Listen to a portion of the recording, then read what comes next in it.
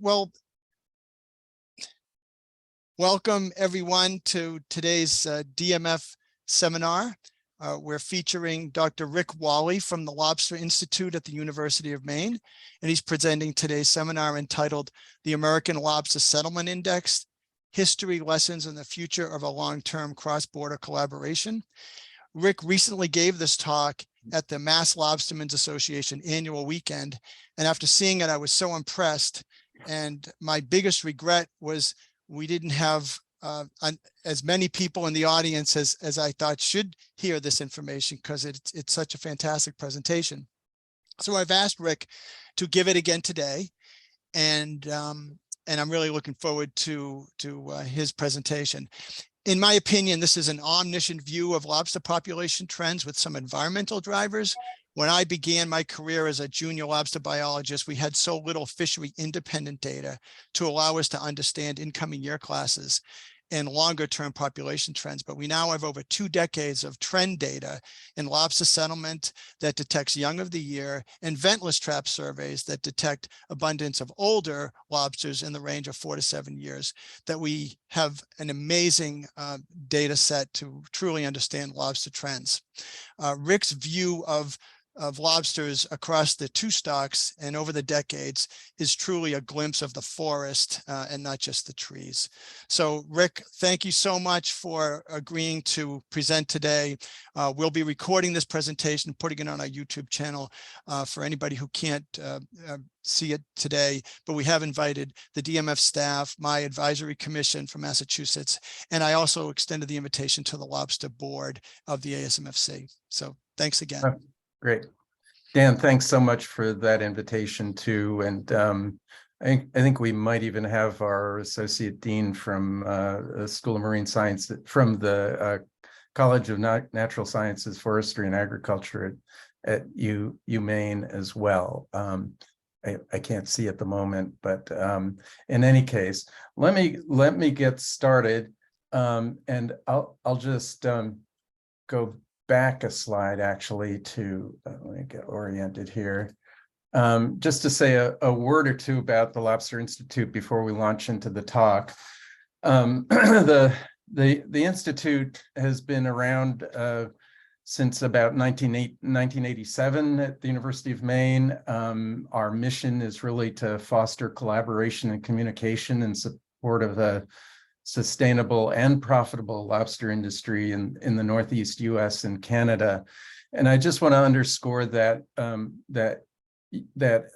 international, that cross-border piece, because we have a lot of partners on the Canadian side all the way to Newfoundland who've really played an important part in this and have helped build collaborations that are have began back in the 1980s and have really strengthened over time, and we've created some wonderful spin-off collaborations as a result. If you want more info, by all means go to the Lobster Institute's website. Just Google Lobster Institute, it ought to come up, and you'll get more of a sense of what we're up to. But let me launch into our talk here and focus on the Lobster Settlement Index. And I really, this plays off of a review that was just I'm being asked to admit a participant here. There. I wanted to really riff off of a review that was recently written by or led, I should say, by Connor McManus at Rhode Island DEM, but includes multiple co-authors across the spectrum of participants in the settlement index over the years. But was published in Frontiers in Marine Science just at the the end of the year. No, I guess it was the beginning of this year, January of 23. history, lessons, and future of a long-term cross-border collaboration. And you can use this QR code, just hold up your camera if you want to download that. It is an open access publication, so you shouldn't have any trouble getting it. And if you don't have your phone handy at the moment, pull it out. We'll have it up later at the end of the talk. But I'm not advancing with the keystroke here, so I'll have to use the cursor. But let me start off by just saying a huge, huge, huge thank you to all the participants in the collaborative.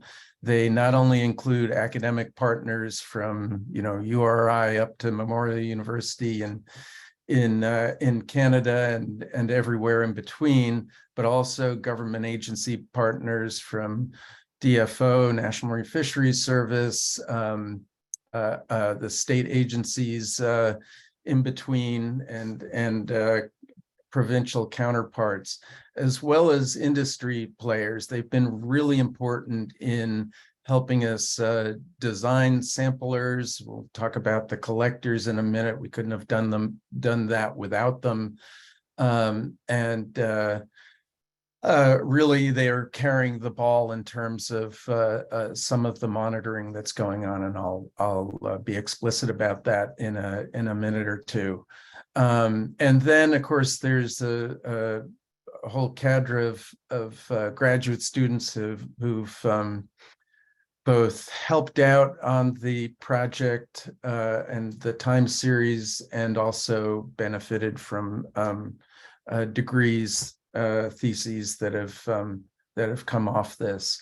And then I can't go without saying a word of thanks to all the undergraduates who've been interns on this, and that includes your own Bob Glenn, who was an intern way back near the beginning in 1992, and really was at the foundation of this. Him and along with Andrew Pershing, who went on and has played an important part in our understanding of climate impacts on the Gulf of Maine.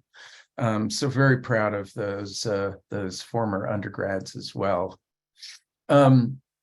But let's move on here and get into the nuts and bolts. And what we're really trying to do here is develop a fishery independent monitoring program that makes use of two methodologies: this diver-based suction sampling and collector-based sampling that I'll show you pictures of in a minute, that are at a really do the sampling at a really important juncture in the life history, where we have the opportunity to our best opportunity to quantify the strength of a year class, and that's right after they settle from their planktonic larval stage. And what we're trying to do is follow those cohorts then through to the fishery, some 5 to 8 years later, depending on where we are. And so then we can start linking those cohorts to whether they're trawl surveys or landings or ventless trap surveys that are ongoing and are longstanding monitoring programs in themselves. I should also mention the sampling that's going on the pelagic side too. There have been mostly intermittent efforts to sample the larval stages for short terms. Probably the longest term monitoring program has been conducted and still is being conducted by Normando Associates off the coast of New Hampshire.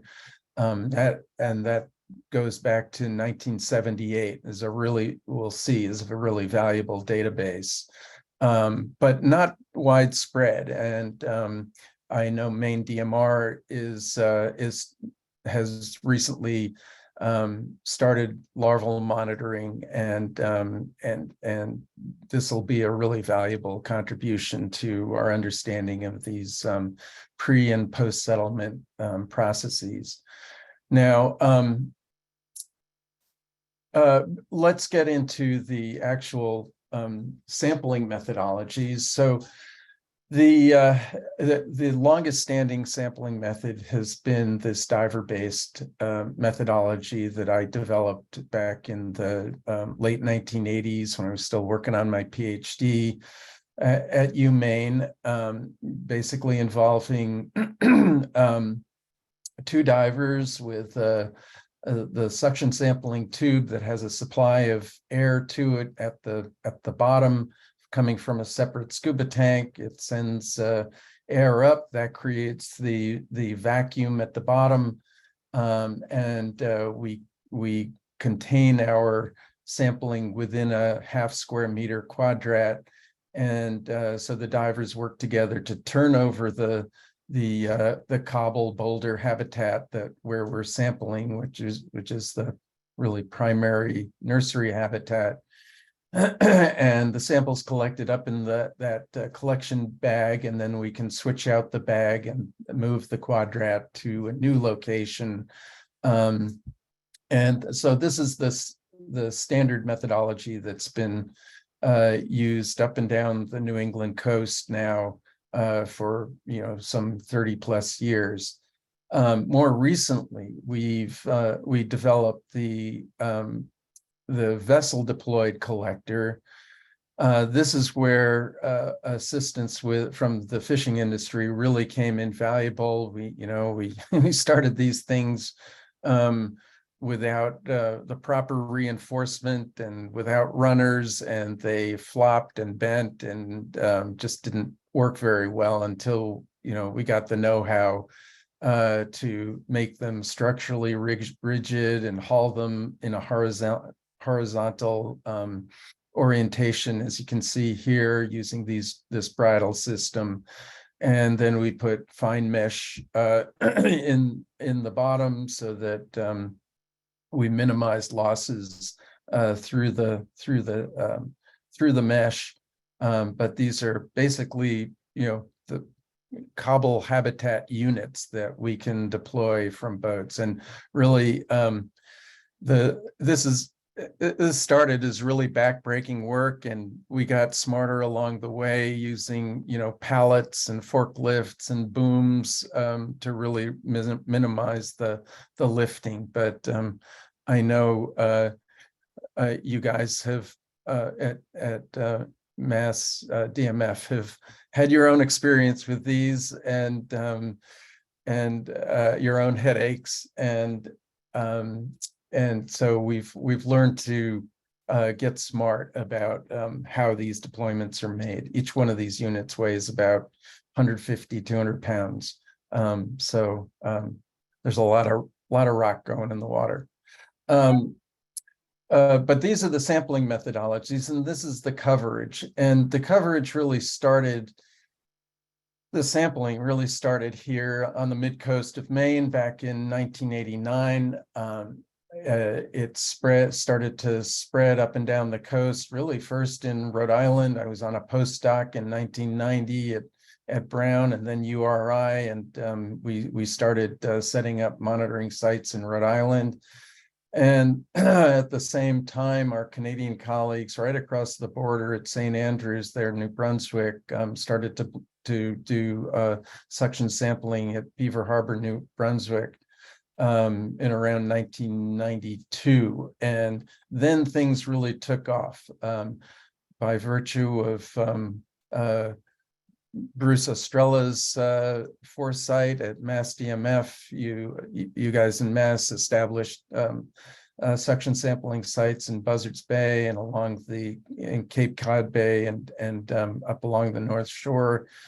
Maine expanded its sampling then subsequently into the 2000s, and at the same time, the Canadians really got involved, and primarily with collectors. So the yellow corresponds to collectors, the red corresponds to where the diver-based sampling is occurring. And we've had patchy coverage up in Newfoundland,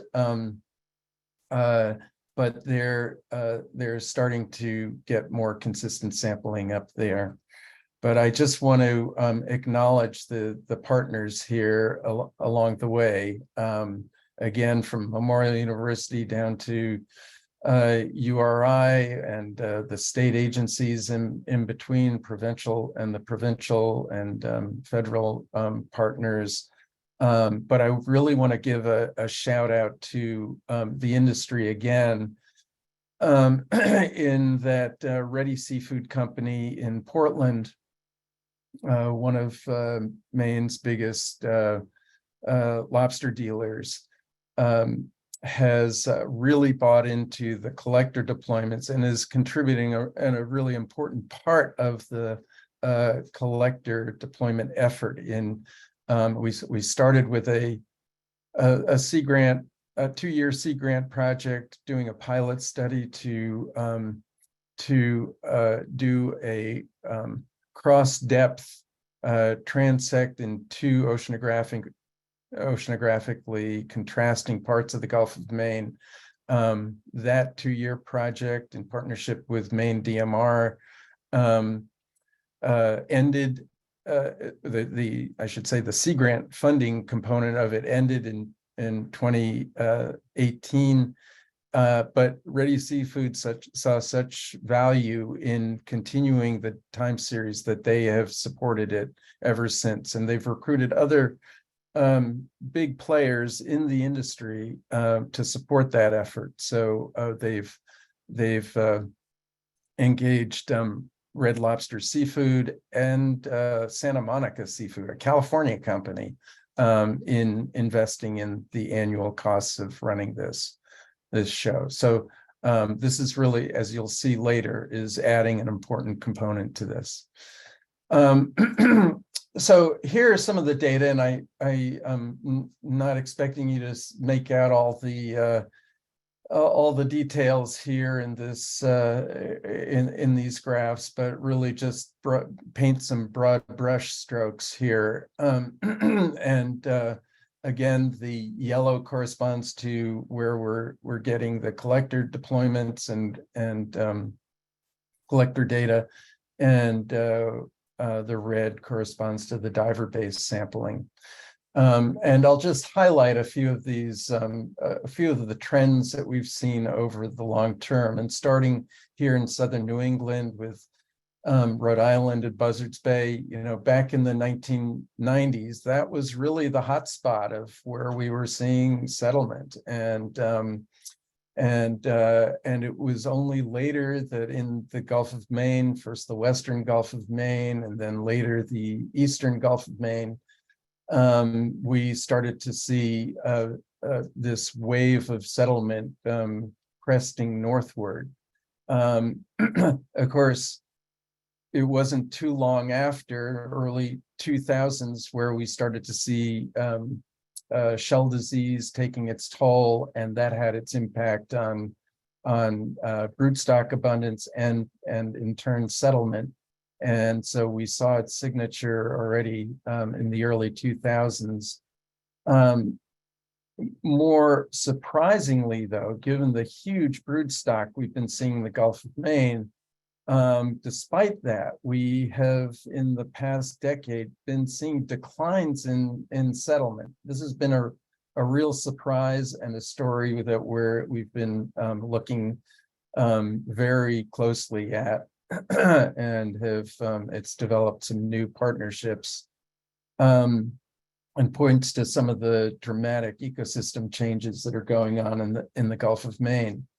But the wave continues to crest northward, and in the Prince Edward Island, Northumberland Strait, we have seen dramatic increases some of the highest record settlement we've seen anywhere in the species range, with young of year densities as high as an average of 15 settlers per square meter, at their highest in 2018. It's fallen off that a little bit, but I think the next frontier northward is Newfoundland, where we're starting to detect settlement, if in small numbers, but still we're seeing settlers where we didn't in the past. Well, of course, we're really interested in using this index as a forecasting tool. And so let me just walk you through the process of developing this forecasting tool. And I'll use some data that we have at hand that we published in a paper led by one of my former graduate students, Noah Oppenheim, who I know has been working with Mass DMF on the whale issue. So he's continuing to play a role in the lobster world. But this was published in Ecological Applications in 2019. And what we're going to do is take a look at how well some of these forecasts are performing since then. So let's just take it a step at a time. Here's an example of the settlement index trajectory that we saw in the Mount Desert Island area. That's Maine lobster zone B. We saw a rise and a fall up to 2013. We take these data then, and we want to create a projection, a prediction of what future landings will look like, landings trends. And so we have to include our best understanding of how growth varies from region to region, and the variability within a region. So we apply a growth equation that advances that cohort to enter the fishery. In this case, it's in about 6 or 7 years. But there's some slow growers, there's some fast growers, and we attempt to accommodate that based on the best growth information that we have. We also apply a mortality rate and then come up with this projection. And here you can see it's split into a hindcast and a forecast. The hindcast is what we're able to compare to the landing trajectory up to 2013. So our basically what we're trying to do is ask how accurate was our prediction given what we knew in 2013. And so here you can see our predicted trend scaled against the landings trends in that part of Maine. And you can see that our R-square is very strong, 0.97. But this is the orange segment here is the out of sample forecast. And of course, we want to now see how well that forecast is performed. And so we do this skill assessment. This is a lot like, you take your phone, you got your weather forecast on there, and I live in Round Pond, Maine. It says, today's high temperature is estimated to be 58 degrees, but out 6 days, it's by next Wednesday, it's supposed to be 52 degrees. Well, we'll see how good that projection is when Wednesday comes. It's likely to be off a little bit, but this is essentially what we're doing here now, and so let's just see how that performed. So for zone B here, it looks as if we over predicted a little bit, but we were very much within the margin of error based on the margin of error that we estimated. So in this case, we did a pretty good job. Let's see how we did in some of the other areas. So the top one is that same Maine lobster zone B that I just showed you. The skill assessment out here looking pretty good. Maine lobster zone C here on this lower panel. Again, we did even better. We were almost right on target with the projection. And what about some of the other areas further south and west in the Gulf of Maine? You can see here in the mid-coast Maine, we were under predicting a little bit, but not too bad. But then we got to northern Massachusetts, and by northern Massachusetts, I mean that area between the New Hampshire border and Cape Cod Bay. And we seriously under predicted what northern Massachusetts was doing. And I will get back to that in a minute. But just continuing down the coast to Rhode Island, we did a pretty good job again with southern New England, and so by southern New England I mean Rhode Island and Buzzards Bay. We were pretty much right on target there with that rather dismal trajectory. But to see if we could resolve that issue with southwestern Gulf of Maine, especially the what we're calling northern Massachusetts trajectory, we made two innovations. One was to combine those smaller areas into larger areas. So now we have the northeast Gulf of Maine. We have LFA 36, that's on the Canadian side, of course. So this northeast segment of the Gulf of Maine combines zones A, B, and C, and even D. And then southwest, it's E, F, G, and into Massachusetts waters.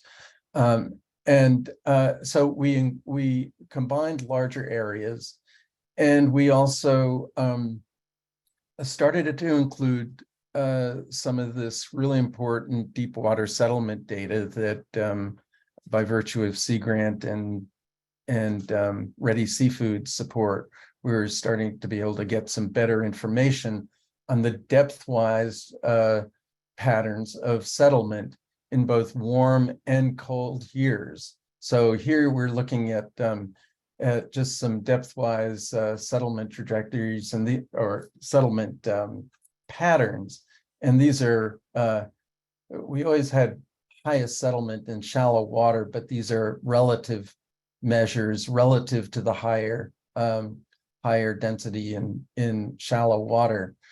This is for a cold year, and I'll just toggle back and forth between cold and warm years. So this is cold, this is warm, cold, warm, and you can see how the yellow area, that is the area with the optimal temperatures, changes between cold and warm years. And so we accommodated that and its corresponding change in settlement patterns in our forecast. And that was important to do in some areas, but not all.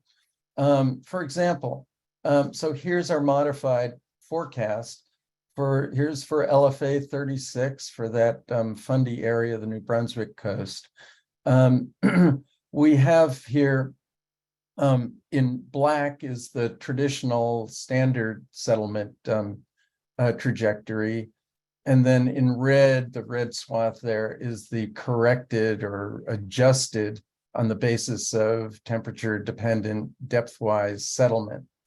And in this case, what we're calling the extrapolated ALSI forecast provided the best fit to the LFA 36 landings that we were seeing. In the Gulf of Maine, though, whether northeast or southwest, still the traditional ALSI index performed as well or better than the adjusted. So we're sticking with that. And but the important thing was that really adjusted the dramatic error we were seeing in the northern Massachusetts area was combining the smaller areas into larger areas. So by doing that, for example, in Southwest Gulf of Maine, we no longer see that dramatic underprediction. And this is these red dots are just the skill assessment of that. So this is these are the 2019. These are the 2019 readings, and then the 2021 is the most recent one here for Northeast Gulf of Maine. I don't have 2021 numbers yet for these combined areas. In any case, that those two adjustments, the temperature correction and the combining of smaller areas into larger areas, seem to have taken care of this. And just to try to get to an explanation as to why the combining of larger areas seems to have corrected the problem in northern Massachusetts. I think we're talking about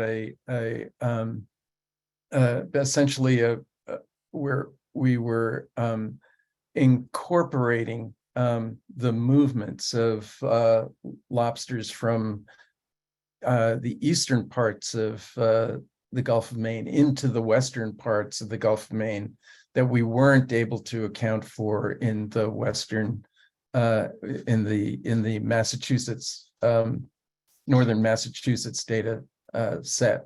In other words, we were seeing lobsters in northern Massachusetts, more lobsters than we would have predicted on the basis of settlement. And we think that has a lot to do with the connectivity of lobsters migrating along the bottom from the northeastern Gulf of Maine into the western Gulf of Maine. And we seem to have captured that by including a more inclusive larger area in our forecast. But we're still left with this conundrum of we're seeing pretty much across the board in the Gulf of Maine, seeing these declining trends in settlement, despite the fact that our brood stock has been as strong as ever. We've seen a 6-fold increase in lobster landings in Maine alone. A lot of those are representative breeding lobsters. So we should have seen more settlement, more lobsters begetting more settlement. And so I want to dig into that conundrum a little bit, because we've been doing some research here on it. And it started with a paper that Josh Carloni of New Hampshire led that started to look at some of the correlations between our brood stock abundance and young of year settlement from the ALSI program, but also with other components of the food web, as well as some of the larval sampling that was being conducted off the New Hampshire coast. Basically, the upfront here, the hypothesis we're starting to test here is that larval survival may be limited by the planktonic food supply. And so I'll, with some infographics here to sort of sidestep all the messy graphs in the paper, I'll just sort of conceptually pull this together, share some of the data with you, and just say that this is still very much a work in progress. But one of the huge benefits of having that New Hampshire larval time series is that we could start to look at relationships between the larval stages and the settlement index, and even to broodstock. And so one of the things that jumped right out by virtue of the Newston samples that that were being collected along the New Hampshire coast is that we saw, as we might expect, a really strong relationship between the abundance of egg-bearing females and the abundance of early stage 1 lobster larvae. When eggers went up, stage 1 larvae went up, as you'd predict. The real disconnect seems to happen somewhere between stage 1 and the post larvae, though. We do see a really strong relationship between post-larval numbers and the young of year numbers. But what's causing this disconnect between stage 1 and post-larvae? It struck us that in the intermediate stages here, they're suffering higher than normal mortality rates. And so Carloni and company started to look at correlations with other components of the pelagic food web, copepods, keating nests, the whole assemblage of the zooplankton community that were being collected also in parallel with the by Normando, in parallel with their Newston sampling. And what they came up with was that a correlation that really jumped out was one with Calanus finmarchicus. Its time trend strongly correlated with the post-larval abundance. So again, these were separate but parallel zooplankton tows that were being conducted alongside the Newston tows that New Hampshire was collecting. And so this is what led to this hypothesis that Calanus may be a limiting food supply, or at least Calanus and the associated zooplankton fauna. And so we took this a next step by virtue of some support from Maine DMR to at least expand our retrospective analysis. And I think, let me just see. Okay, I'm sorry. But one of the first things too was that, here we had a set of correlations. And, one of the first things you learn in doing any kind of science is that correlation is not causation. And so we've been wanting to dig into this interaction more. And one of my grad students who actually just defended, Alex Asher, has been doing some diet analysis and energetic analysis. He just defended last week. But another grad student, Evie Leyland, has been doing work with the larvae themselves, doing behavioral analyses, looking at prey preferences and prey choice experiments. And the first question was, can these larvae even handle Calanus finmarchicus? And the quick question was, yeah, they can, but there's dramatic differences in how stage 1 larvae can handle Calanus compared to stage 4. So here you have a stage 1 larva. Here you have a stage 4 post larva. You can see this stage 1 larva munching away on a Calanus that it just captured. As it turned out, it takes these guys, the stage 1s, about an hour to consume a single Calanus, whereas these stage 4s are just devour Calanus in about a minute apiece, less than a minute apiece. And so this is a thesis that Evie is defending, and in fact, her defense is next week, and we should be seeing this story come out. but also in the meantime, I mentioned this work, this continuation of the correlative work that was supported by a Maine DMR Lobster Research Collaborative project. Burton Shank and Josh Carloni, Burton being from National Marine Fisheries Service, took advantage of the fact that there's this wonderful NOAA zooplankton time series called Ecomon, collected up and down the shelf waters.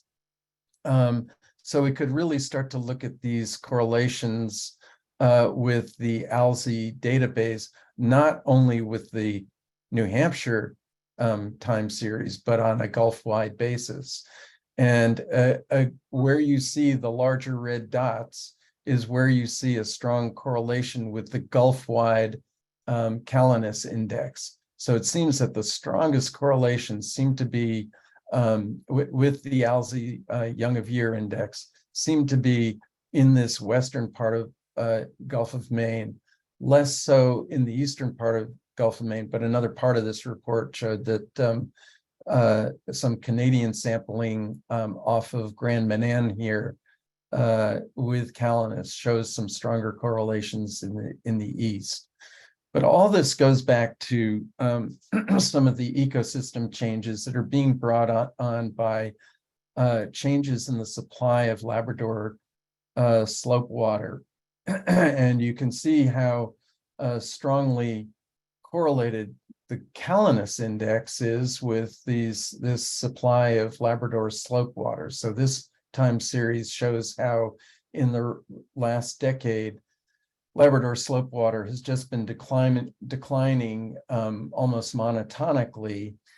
And just a reminder of the importance of Labrador slope water to the productivity of the Gulf of Maine. I mean, this is really, polar waters, nutrient-rich, cold water entering the Gulf of Maine. This is what historically has fueled the really world-class productivity of the Gulf of Maine, and this is what's changing. The influence of the Labrador slope water is weakening, just as the Gulf Stream waters are playing a more important role. And of course, the Gulf Stream waters are warm, salty, and nutrient poor, and so they don't fuel the kind of productivity that we're seeing with the Labrador current. And we're starting to get an understanding of what may be causing these changes in the relative importance of Labrador and Gulf Stream, the Labrador current and the Gulf Stream. This was depicted really nicely in a paper by Afonso Gonzalez Neto, a PhD student working with Jenny Palter at University of Rhode Island.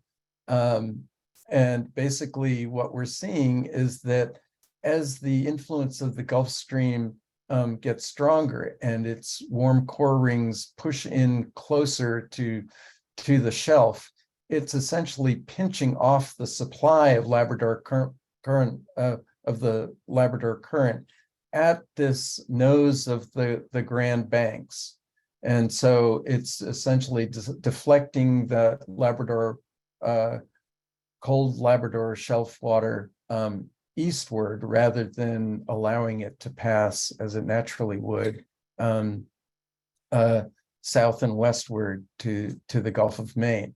And that, of course, then has consequences not only for temperature, but also for the trophic dynamics, the nutrient supply, and the abundance of Calanus finmarchicus. So this is really setting the stage for some future research that we're looking at, and it really underscores the importance of the Arctic melting that's going on. And this is supposed to be video, but I'm not seeing that it's playing now.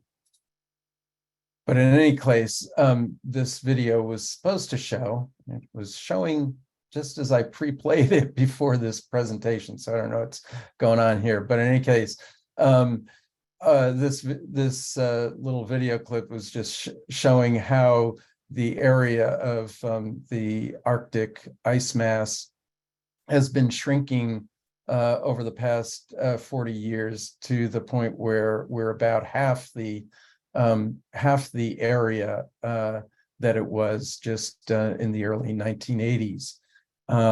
This from a paper by Woosen et al. In Science. And so, but what's really important to remember was that what happens in the Arctic doesn't stay in the Arctic. And this is why we're seeing this connection with the Labrador Current and its changing influence on the Gulf of Maine. This has really set the stage for a new collaboration we've created with support with from the National Science Foundation, $3 million project that just got started in January through NSF's Navigating the New Arctic program. And we're calling it the Lobster, the NNA Lobster Network. And it's really assessing how rapid Arctic change is having implications for fisheries and fishing communities, the Western North Atlantic. And of course, the American lobster fishery is just the low-hanging fruit in terms of the implications of these changes for these fisheries as the most valuable single species fishery in both countries, and really an iconic fishery that supports some cultural heritage on both sides of the border. But we have academic partners from UMaine, Gulf of Maine Research Institute, Columbia University, Florida State, Memorial University, and University of New Brunswick. Industry partners, Maine Lobstermen's Association and Atlantic Offshore Lobstermen's Association, Ready Seafood, and as well as some Canadian partners up through PEI.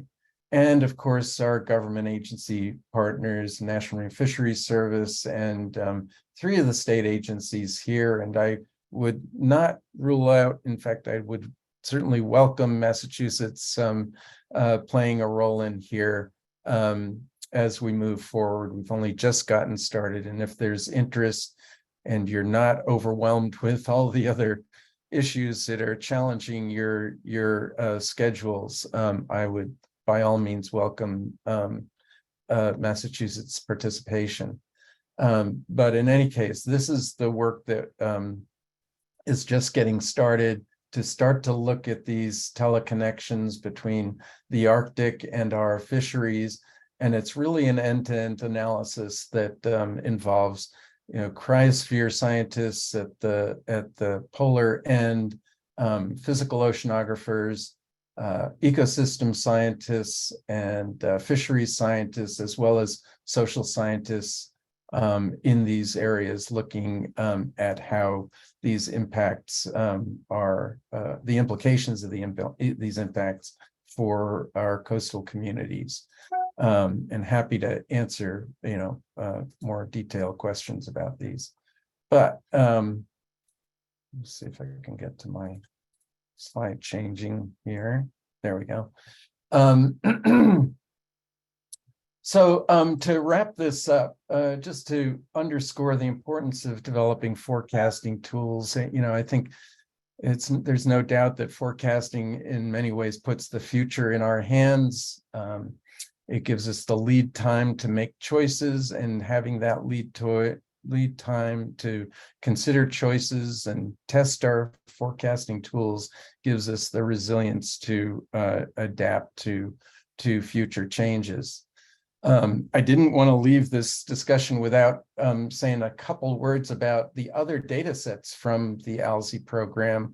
It could be just as well called the Jonah Crab Settlement Index, in that we have strong time series from Atlantic Canada all the way down to southern New England. And to the extent this is useful for ASMFC purposes, we're happy to share these data. And then finally, just to conclude, I think ALSI provides a really unique opportunity to measure lobster year class strength, as I've pointed out. It's at a pivotal juncture in the life history and sheds light on both pre and post settlement processes. It complements these other monitoring programs like trawl surveys, ventless trap surveys. It provides a forecasting tool with the inclusion of important environmental indicators. It's relevant to crabs, a few other species, as a biodiversity index even. In the process, we've built some really strong science industry and transboundary partnerships that I think are longstanding. Not to mention that it's pretty cost effective too. Just takes one trip out there with the diver-based sampling a year, and 2 trips with the collector-based sampling. So I'll shut up here so we have a few more minutes for questions, and I'll stop sharing slides so I can see you guys better too. Oh, there we go. Rick, Jared Silver of our staff is kind of managing the queue. So Okay. I'll let Jared, unmute people or whatever as the hands come up. Go ahead, Jared. Yeah. Well, I'm waiting for the hands to go up there. So far, it's only you. Okay. So Rick, thanks so much for this great presentation. And if I could just ask you to elaborate a little bit more on sort of the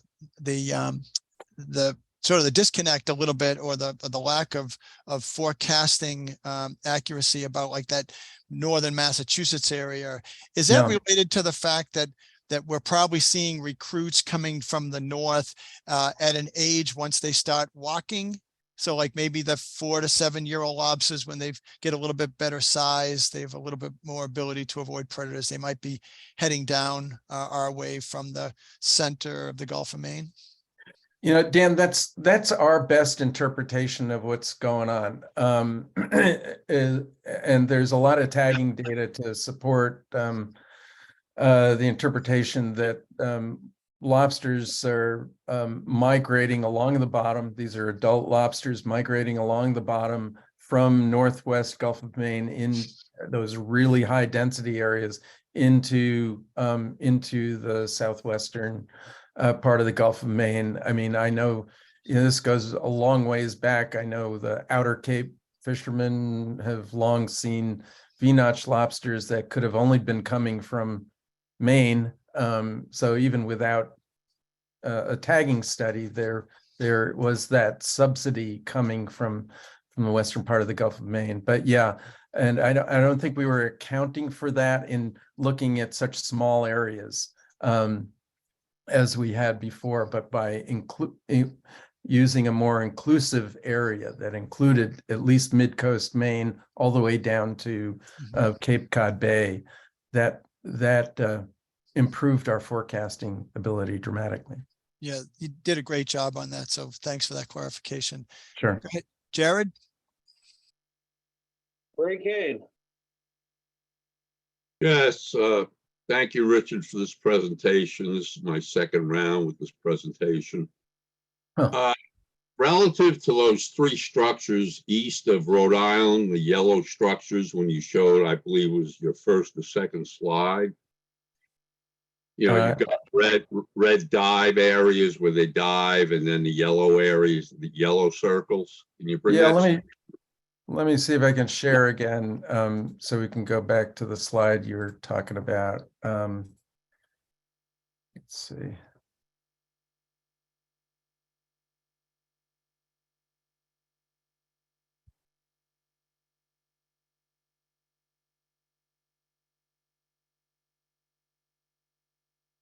Is this what you're talking about? Yeah, I'm not seeing it, but That being said, Okay. all right, I was just wondering how often they survey those three yellow structures that are probably due east of Rhode Island or southeast of Cape Cod. Oh, yeah. I think this is what you're talking about here. Are you? Oh, wait a minute. Let me share this. Are you seeing the map now? Yeah, okay. Yeah, Come down, yeah. run southeast of Cape Cod, right there, yes. Yeah, exactly. yeah. That was just a 1 year stab at looking at some offshore patterns. So I should hasten to say that this is the coverage of all sampling sites that have ever been sampled, but they're not all continuously sampled. Some of these have been one-off or a couple year off efforts. This one off Nantucket Shoals here, or the west end of George's Bank, was a partnership with, I believe his name was Bobby Colbert. Does that ring a bell from Massachusetts? I think he's out of Sandwich. But we deployed some collectors off here just 1 year. We never found any young of year lobsters, but we did find Jonah crabs. That's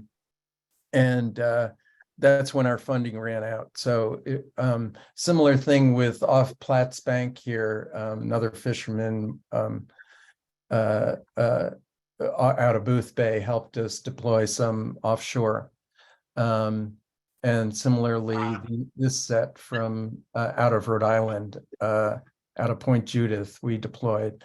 But really, the collectors weren't showing many, if any, young of year at those depths. Okay, then a follow-up. Sure. Years here.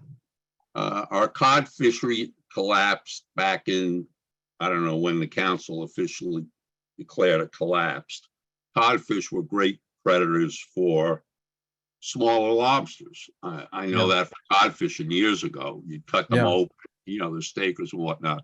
So we've had and going back to your graphs where you show an uptick in the young of the year and then a decline. But that being said, so we lost the codfish, but now have you folks looked at a predator-prey relationship? Because now throughout the entire Gulf of Maine, Maine can deny it, but you've got black sea bass in your waters up there, which are kind predators of lobster, young of the year or smaller lobsters.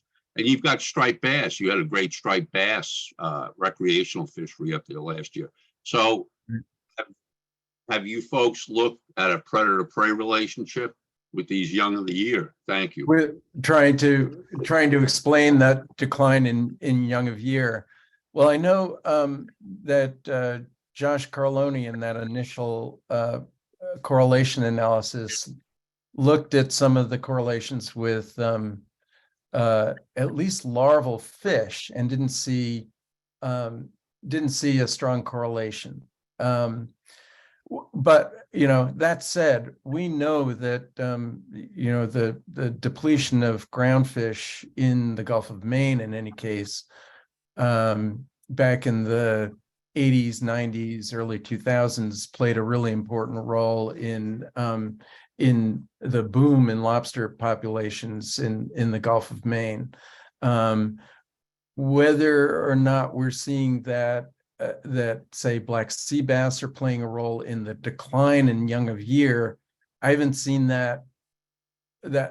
I haven't actually seen that, an attempt at that correlation. So it's actually worth doing. And certainly, at least up to say Penobscot Bay, we are seeing evidence of black sea bass seasonally. Thank you, Richard. Thank you. Yeah, sure thing. I think I see Sam Picard. Richard, we have a question in the chat from our group at Tack Cove up in Salem, and that question is, well, they thank you for the talk, and they ask if you can elaborate on the grouped indices for your forecast and whether it was a hierarchical model. The grouped indices, regionally grouped indices. And what is the question? They asked you to elaborate on your grouped indices for your forecast and Oh. whether it was a hierarchical model. I would not say it was a hierarchical model, but we did group the areas, and I can just move to them here. So we had we grouped several of the lobster zones in eastern Maine, grouped several of the lobster zones in western Maine, New Hampshire, and Massachusetts to create this southwest Gulf of Maine area. So these were grouped basically on the basis of, you know, what we knew about the biology and the geography of settlement and some of the movement patterns of lobsters. But I wouldn't say it was a hierarchical model. Well, thanks. And with respect for your time, it's 1:30. We'd like to take one more question from Tracy Pugh, who's Sure. a senior biologist here at DMF. Sure. Hi, Tracy. Hi, Rick. Thanks for giving this again. It's a great talk, and I think it's great for folks to be able to hear it. And congrats on that big NSF grant. That's awesome.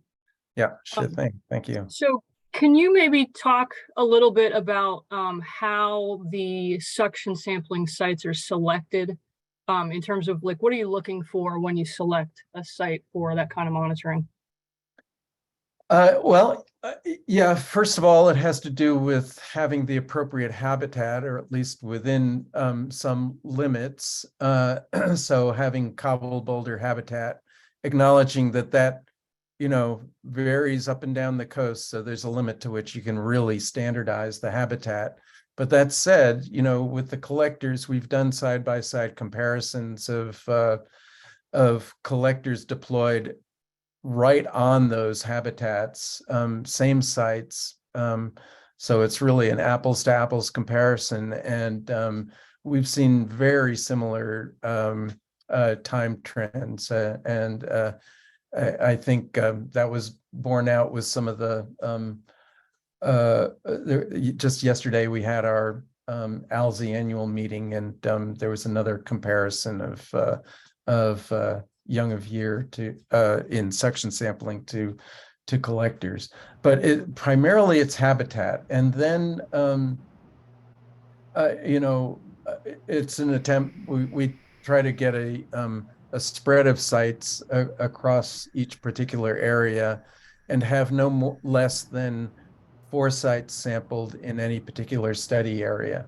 Now, these study areas are, you know, roughly the size of let's say a county in Maine, or the Rhode Island coast is a perfect example of a study area that about that length of coastline from Point Judith to Sakonnet Point is roughly the distance that corresponds to a study area. So you can see that we've aggregated a lot of study areas for these longer term forecasting attempts.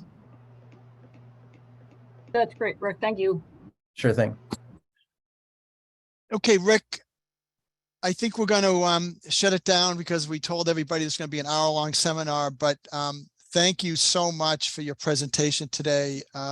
It was as great as I remember it, and it's, I think, really valuable for larger management of the lobster resource. You know, as we kind of look at Gulf of Maine wide issues, you know, your perspective is just so valuable, and I really do appreciate you taking the time to share that with us all. So so thank you so much, and we'll be seeing you, you know, soon, I hope. And really we want to thank you for all the work you've done on this and all the work you've done in your career up at the Lobster Institute as well, in that leadership role as well. Great. Dan, thanks so much. And really hats off to all you guys in Massachusetts. You've, you know, starting from Bruce Estrello is a real inspiration, going going back a few years here, and it's been a wonderful collaboration. So looking forward to. I will just say that Andrew Good will be. He's one of our postdocs, also a fisherman here in Maine, but based here at University of Maine. He'll be taking on the oversight of the ALSI program after this year. So Great, great. And Yeah. and Rick, thanks again. We will be sending you the link for this YouTube video. We should hope to get it up very soon, within a matter of hours, and Great. and you'll be able to share it with others. I have Great. one quick question before we sign off, if that's okay. Absolutely fine. I'm